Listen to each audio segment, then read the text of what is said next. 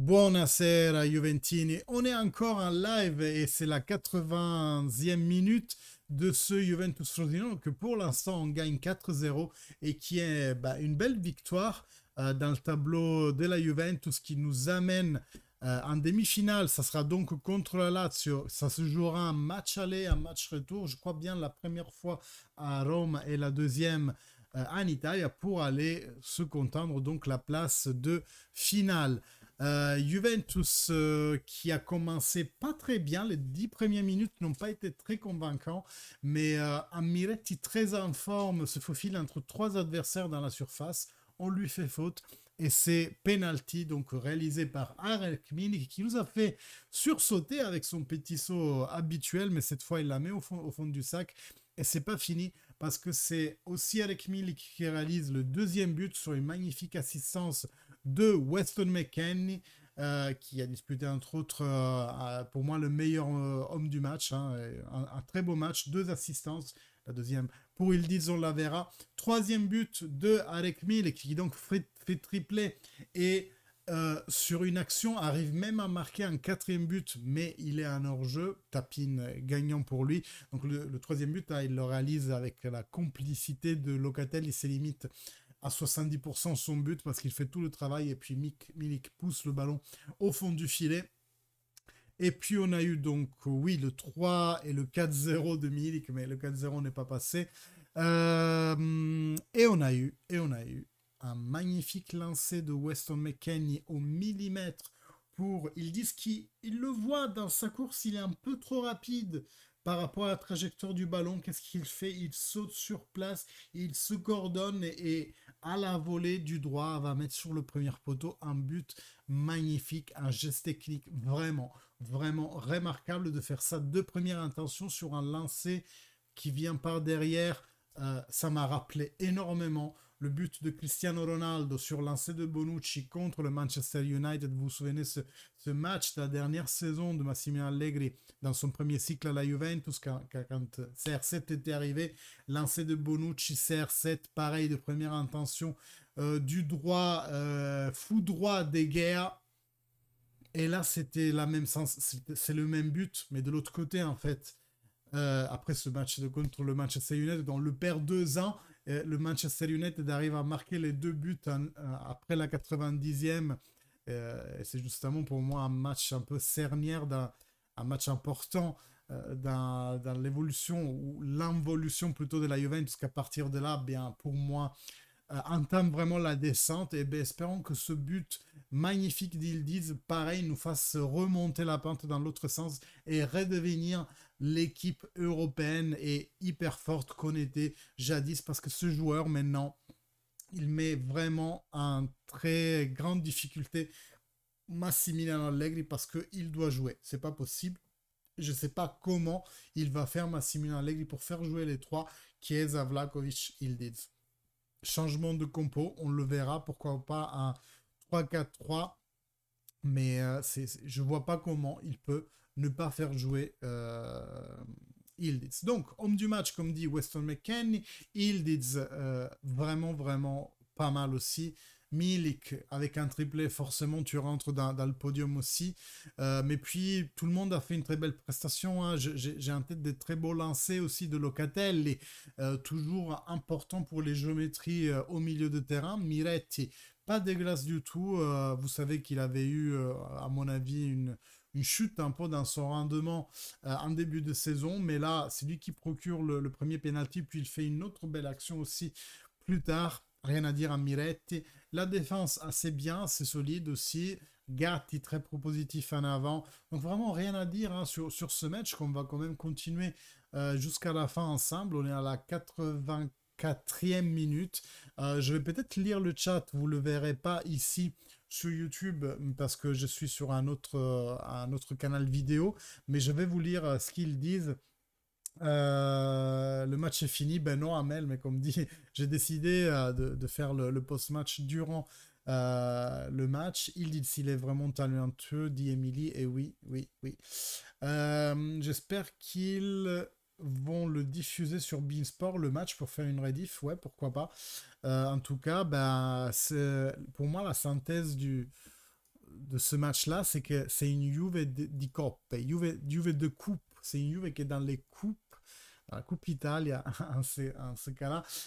Elle est très détendue, très relaxe. Elle nous montre vraiment son plein potentiel d'attaque, alors que dans le championnat, il y a toujours l'arrière-pensée, il y a toujours le fait qu'on doit gagner tous les matchs pour rester accroché à cette Inter qui fait vraiment aussi un très bon championnat, il faut le dire. Et en coupe, on est relaxé, les gars. 6 ans à la Salernitana, 4-0 au Frosinone. Là, ils essaient de faire un contre. Est-ce qu'il va réussir? Ils sont en infériorité, mais Soulé se démêle assez bien. Et voilà, ce match qu'on gagne amplement et en le méritant à 150%, j'ai envie de dire, nous donne accès à une demi-finale donc de Coppa Italia qui sera disputée avec la Lazio. Et après, de l'autre côté du tableau, je crois bien qu'il y a Fiorentina et Atalanta. Donc, il faut se le dire, la Juventus est l'équipe candidate numéro 1 à gagner cette Coppa Italia. C'est un objectif de saison, ça a été donné en début de saison. Et puis maintenant, on est vraiment à 3 matchs de le réaliser. Bon, on en a fait 2, mais 2 très bons. Je pense que la Juventus a du réel potentiel pour gagner cette coupe, pour aller remettre sur nos étagères une coupe, un trophée qui manque depuis la dernière Coppa Italia gagnée par Andrea Pirlo. On en a besoin dans notre parcours d'évolution et si on arrive vraiment à marquer le coup avec un trophée cette année, je pense qu'on peut s'attendre à une très belle évolution pour la Juventus. Aujourd'hui, je vous ai annoncé par tweet, je parle un peu de mercato comme il reste encore dans les 5-6 minutes de match. On vous a donc annoncé par Twitter que la dirigeance de l'Udinese était aujourd'hui à Turin pour discuter ensemble la venue de Lazar Samardžić à la Juventus, donc de Bianconero à Bianconero. L'accord avec le joueur avait été trouvé déjà il y a longtemps, mais il reste l'accord avec l'Udinese. Et on s'insère ici dans une négociation qui dure depuis un peu de temps avec le Napoli, donc entre Udinese et Napoli, parce que Lazar Samardžić, après avoir été courtisé et même presque acheté par l'Inter, je vous rappelle qu'il a fait les visites médicales avec l'Inter cet été, eh bien, après donc avoir été courtisé par Inter et Napoli, il pourrait débarquer à la Continassa. Or, les choses ne sont pas encore claires parce que la négociation, elle était en train d'être faite, hein, ça, il n'y a aucun doute. Par contre, la Juventus n'a pas encore clair s'il le gardait encore à Udine, encore les 6 mois qui restent, ou le rapatrier tout de suite à la Continassa pour qu'il puisse commencer à s'insérer dans les hiérarchies, à jouer aussi, à s'entraîner avec ses nouveaux compagnons et qu'on les prêt et saillant pour le début de la saison prochaine. Personnellement, je préfère qu'il arrive tout de suite. Je pense qu'on en a besoin d'un milieu avec ces caractéristiques, mais tout basiquement, sans parler de la qualité intrinsèque du joueur, en fait, on a besoin tout bêtement de quelqu'un, d'un plus un, d'un nombre. C'est plus pour moi du côté, oui, vraiment de la présence sur le terrain et sur le banc qu'on a besoin d'un plus un au milieu de terrain. Vous savez que Paul Pogba, je vous donne un petit flash info si vous ne le savez pas, va recevoir donc dans 2 jours après-demain sa condamnation. C'était fixé pour le 13 janvier. Or, c'est un samedi, donc ça fait bizarre. Peut-être le 15, peut-être lundi 15. Attention, la frappe d'Inning de loin, ça donne rien. Et donc, oui, on parle à ce jour d'une disqualification pour Paul Pogba à hauteur de 6 mois, ce qui ferait qu'il en a escompté déjà 4. Je me suis renseigné et oui, c'est rétroactif. Par contre, il reviendrait que en mars et avec toute la réathlétisation et les matchs qu'il devrait forcément jouer pour retrouver son potentiel à 100%. Moi, je pense qu'on ne le verra de toute façon pas cette saison sur le terrain avec la Juventus et surtout que je pense que par principe, la Juventus ne le fera pas jouer et au contraire résiliera son contrat au terme de l'année, donc en en juin, pardon, parce que ben, je pense que la pensée de la dirigeance est plutôt à se débarrasser d'un contrat lourd. Vous savez que depuis qu'il a été disqualifié, en ce moment, Paul Pogba touche le CIMIC, donc pas grand-chose. Dans tous les cas, qu'est-ce qu'il me dit, Jonathan? Il aurait reçu des coups des Serbes, des coups de fil des Serbes. De quoi tu parles là? Oui, donc Paul Pogba, je crois pas du tout qu'on le reverra avec le maillot de la Juventus. D'ailleurs, ce maillot, j'ai bien l'impression qu'il est destiné à un certain Turc, que ce soit mis un but vraiment mémorable et magnifique. 90e, ça vient de passer. Il y aura 3 minutes de temps de récupération. On va quand même les vivre ensemble pour voir les derniers soupirs de Juve et Frosinone dans cette Coppa Italia. Frosinone, qu'il faut le dire, ils ont mérité leur présence au quart des finales de Coppa Italia. C'est une équipe qu'on attendait beaucoup plus bas dans le classement, mais ils ont fait un très bon boulot. Et puis, il y a nos 3 jeunes talents, Soulé qui va centrer là. Noël tente la frappe, contrée par Ealing. Weston McKennie récupère. Attention, contre-pied, trop long pour Vlahovic. Et donc, je disais, oui, Baraneke à Caio, qui a joué un bon match aujourd'hui, et Soulé, qui est bien rentré aussi. Nos 3 jeunes qui sont en train de grandir et faire atteindre des bons résultats à ce Frosinone, qui n'a vraiment rien à se reprocher. Ils ont joué leur match même assez farouchement dans la première mi-temps. Leur pressing était vraiment haut et intense. Mais la Juventus, avec la qualité et avec vraiment la très grande importance des gestes techniques, a réussi à avoir l'avantage sur ce Frosinone.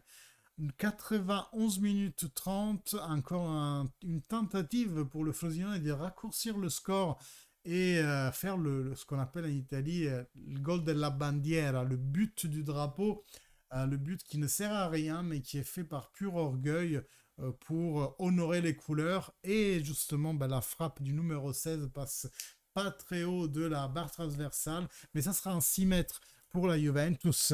J'ai l'impression, à partir de la 60e d'ailleurs, que Massimiliano Allegri a, a vu la partie restante du match comme étant un entraînement, parce que même sur le 4-0, il y a eu une opportunité pour Baraneke avec la tête et il était fou furieux.